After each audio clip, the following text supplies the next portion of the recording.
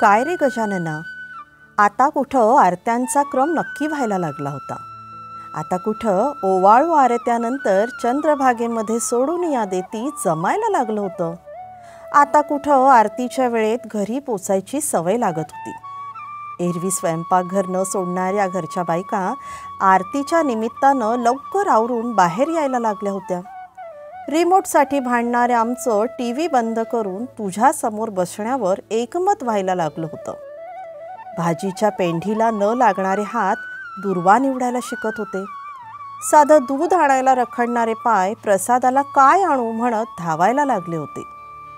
आणि एवढ्यात हा दिवस आणलास पण. काल तर आलास आणि आज निघालास पण. कठोरपणानं सृष्टीचे नियम शिकवणारा तू आदिगुरु. जिथं सृजन आहे तिथं विसर्जन अपरिहार्य असतं असं म्हणत निघालास. तुझ्या जाण्याच्या विषयाने पावले जड होऊन मन भरून येतं रे. पुढच्या वर्षीही लवकर येशील या आशेनं तुला निरोप तर द्यावाच लागणार. पण गजानना, जाताना एवढं कर, फक्त तुझ्याच नाही तर कुणाही अतिथीच्या येण्यानं सुखावणारं आणि विरहानं कातर होणारं साधं सरळ मन सर्वांना दे. भाजी भाकरी असो वा पुरणपोळी, सारख्याच आनंदानं खाण्याची स्थिर बुद्धी दे. प्रत्येकाचं घर आणि ताट नेहमी भरलेलं असू दे आणि त्या भरल्या ताटातलं अन्न पोटात जाण्याची सहजता दे. लोकांचं दुःख कळण्याची संवेदना दे. अडचणीला धावून जाणारे तुझे पाय दे.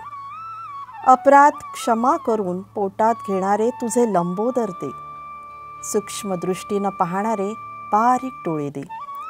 सार स्वीकारून फोल नाकारणारे सुपासारखे कान दे.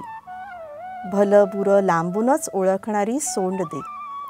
शत्रूला न मारता त्याला आपला दास करणारा पराक्रम दे. सगळ्यात महत्त्वाचं, सर्वांचं मंगल करणारी बुद्धी दे. बहुत काय मागू गणेशा. गणपती बाप्पा मोरया. पुढच्या वर्षी लवकर या.